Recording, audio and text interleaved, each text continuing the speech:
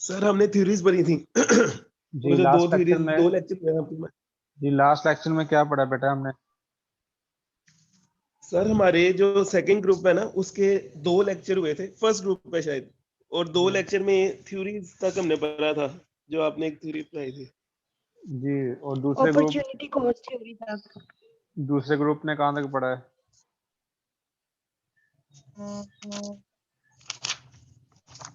Okay. एक एक group ने जो है वो फर्स्ट 2 लेक्चर्स लिए थे और दूसरे ग्रुप ने आई थिंक तो 4 to 5 लेक्चर अटेंड किए हैं। तो मैं थोड़ा सा पीछे से फिर स्टार्ट करता हूँ ताकि सब लोग का आपस में मैचअप हो जाए दोनों ग्रुप्स का। ऑब्वियसली क्लास जो है वो दोनों ग्रुप्स की इकट्ठी है, मतलब मॉर्निंग के दोनों ग्रुप्स इसमें शामिल हैं। तो थोड़ा सा पीछे से स्टार्ट करूँगा ताकि जो किसी का मिसिंग है वो कवर हो जाए, और जिन लोगों ने आगे पहले पढ़ लिया हुआ है वो इसको रिपीट के तौर पर जो है वो समझ ले।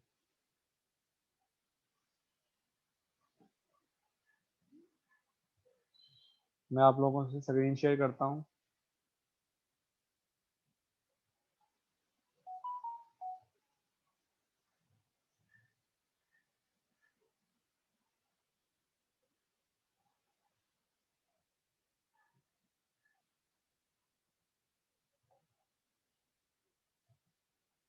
एहसन ताहिर बताइएगा, कंपैरेटिव एडवांटेज थ्योरी आपने पढ़ ली है बेटा? यस सर, पढ़ ली हुई है, वो कंपैरेटिव एडवांटेज पढ़ी थी हमने। ऑलराइट। और उसके बाद अपॉर्चुनिटी कॉस्ट भी पढ़ी थी। ऑलराइट।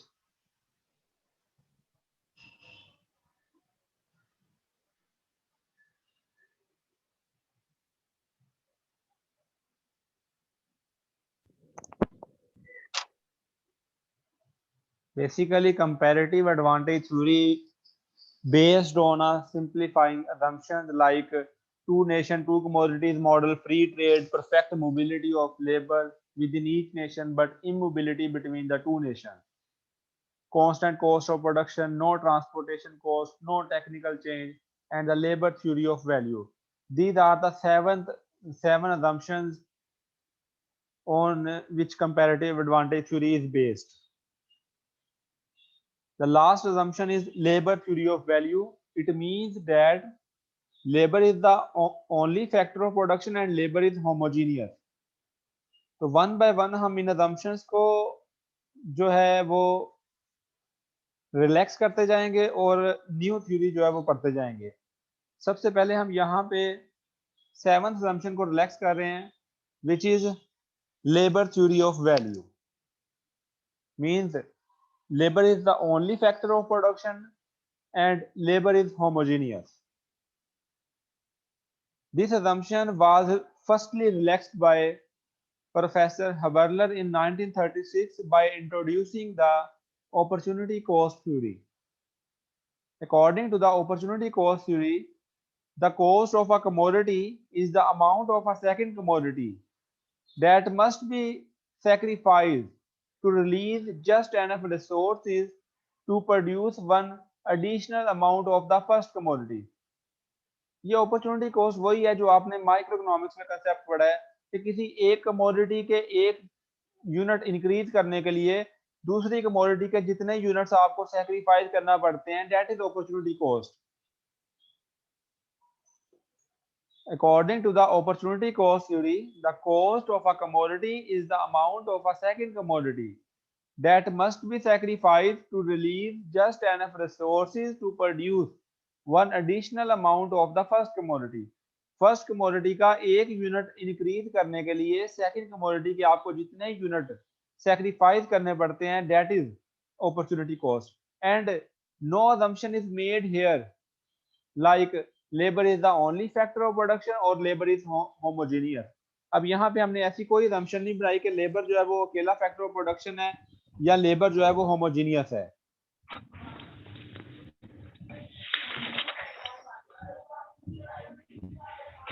अब हम इस अपॉर्चुनिटी कॉस्ट थ्योरी के जरिए जो है वो इस अपॉर्चुनिटी कॉस्ट थ्योरी के जरिए जो है हम कंपैरेटिव एडवांटेज थ्योरी को एक्सप्लेन करेंगे. अपॉर्चुनिटी कॉस्ट थ्योरी के जरिए हम कंपैरेटिव एडवांटेज थ्योरी को एक्सप्लेन करेंगे। अगर आप रिमाइंड करें प्रीवियस टेबल जिसमें हमने कंपैरेटिव एडवांटेज थ्योरी को एक्सप्लेन किया था, ये आपके सामने स्क्रीन पे मेंशन है। ये टेबल हमने कंपैरेटिव एडवांटेज थ्योरी में एक्सप्लेन किया था। USA is producing 6 bushels of wheat in 1 hour while UK is producing only 1 bushel of wheat in 1 hour.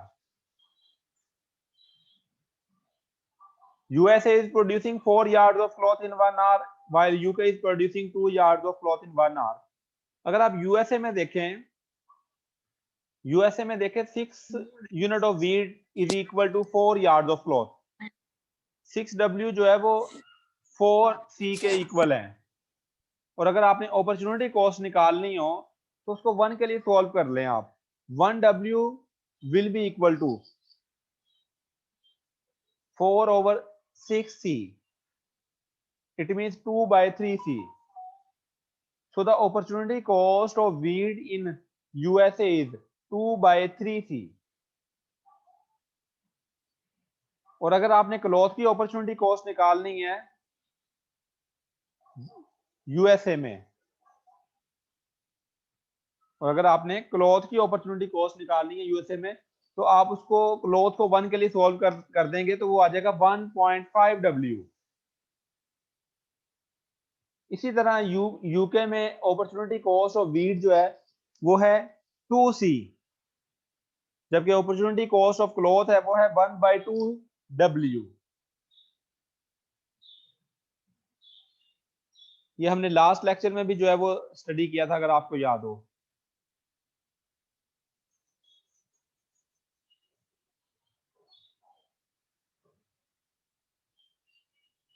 Opportunity cost सबको कैलकुलेट करना आती है बेटा? कोई एक मुझे रिस्पॉन्ड करे ताकि मुझे पता चले ये सब सो नहीं रहे।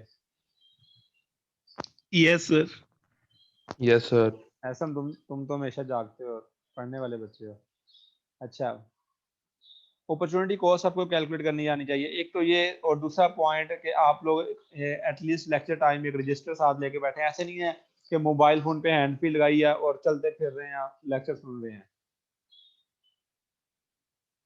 ये कोर्स थोड़ा डिफिकल्ट है और ऑनलाइन में मजीद डिफिकल्ट होगा, तो आप लोग रजिस्टर लेके साथ बैठे हो, ठीक है, बुक खोली हो, इस तरीके से आप लेक्चर अटेंड करें।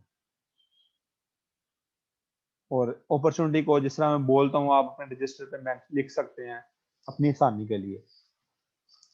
मैं बोलता जाऊंगा, मुझे क्लियर है, क्लैरिटी है, आप लोगों अपनी क्लैरिटी के लिए उसको साथ में लिख सकते हैं। अपॉर्चुनिटी कॉस्ट थ्योरी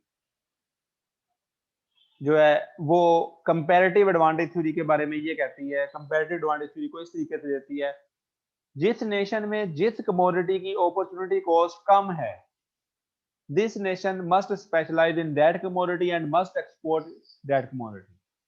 जिस नेशन में जिस कमोडिटी की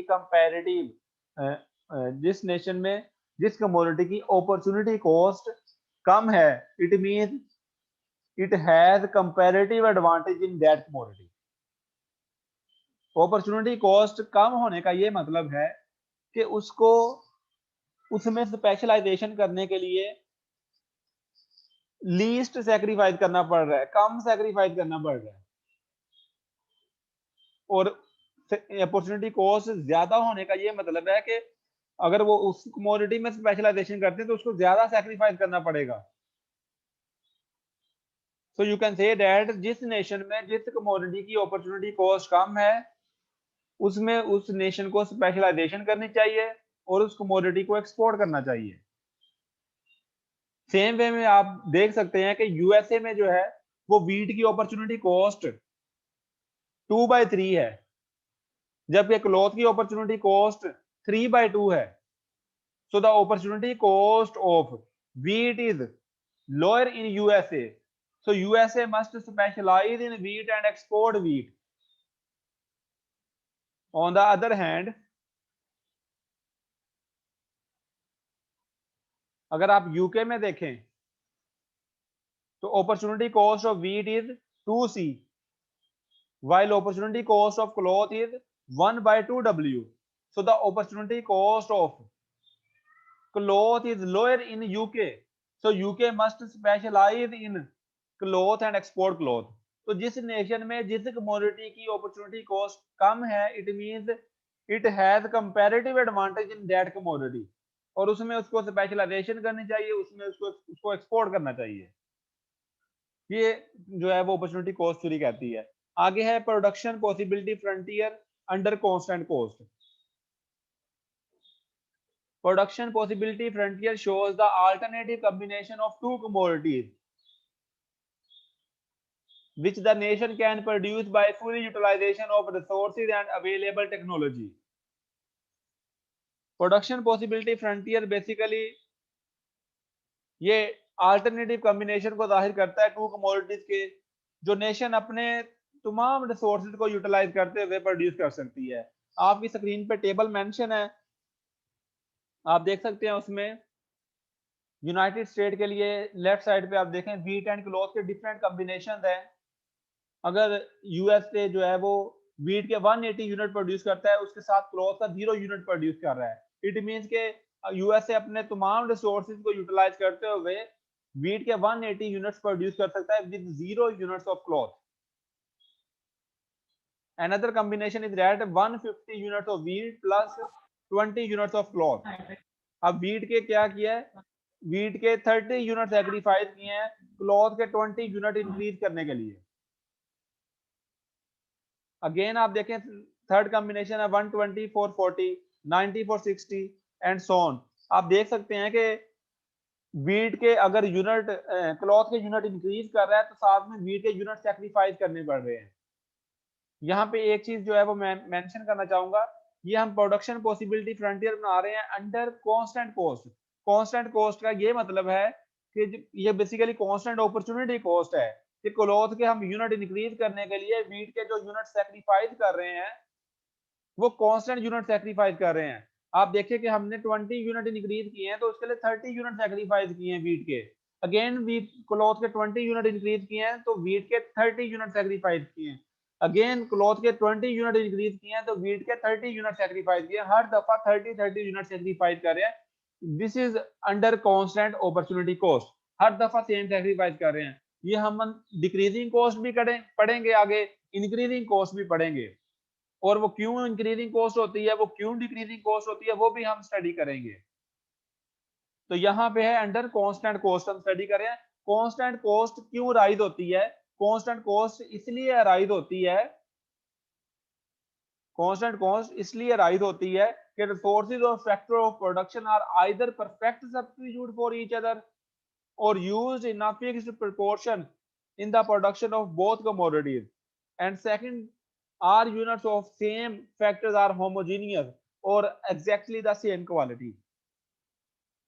यहाँ पे हम production possibility frontier under constant cost जो है वो ड्रा कर रहे हैं। तो कॉस्ट मैंने जैसे बताया कि हम इंक्रीजिंग कॉस्ट भी पढ़ेंगे और डिक्रीजिंग कॉस्ट पढ़ेंगे, और साथ में उनकी रीजन भी पढ़ेंगे कि इंक्रीजिंग डिक्रीजिंग क्यों हो सकते हैं। यहाँ पे हम constant cost, constant opportunity cost के अंडर जो है perfect production possibility frontier draw कर रहे हैं, तो उसकी रीजन पढ़ देंगे कांस्टेंट अपॉर्चुनिटी कॉस्ट क्यों हो सकती है, कैसे हो सकती है।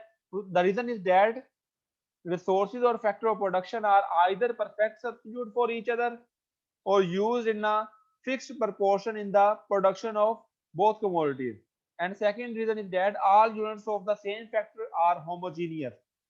जब फैक्टर ऑफ प्रोडक्शन आपके होमोजीनियस हो और सेम प्रोपोर्शन में यूज होते हो तब कांस्टेंट अपॉर्चुनिटी कॉस्ट राइज होगी। मतलब चाहे आप उनसे एक्स प्रोड्यूस करवा ले चाहे उनसे वाई प्रोड्यूस करवा ले, वो दोनों को प्रोड्यूस करने में सेम एफिशिएंट है। मतलब आप वो व्हीट प्रोड्यूस कर रहे हैं या क्लॉथ प्रोड्यूस कर रहे हैं, आप क्लॉथ से उठा के उन्हें व्हीट प्रोड्यूस करने पे लगा दो या व्हीट से उठा कर उन्हें क्लॉथ प्रोड्यूस करने पे लगा दो, वो दोनों को प्रोड्यूस करने में इक्वल एफिशिएंट है। मतलब होमोजीनियस है और वो सेम फिक्स प्रोपोर्शन में यूज हो रहे हैं, तो then constant opportunity cost rise होगी। तो ये प्रोडक्शन पॉसिबिलिटी फ्रंटियर जो है यूनाइटेड किंगडम के लिए भी जो है वो टेबल बनाया गया है व्हीट और क्लॉथ का। आप देख सकते हैं कि क्लॉथ के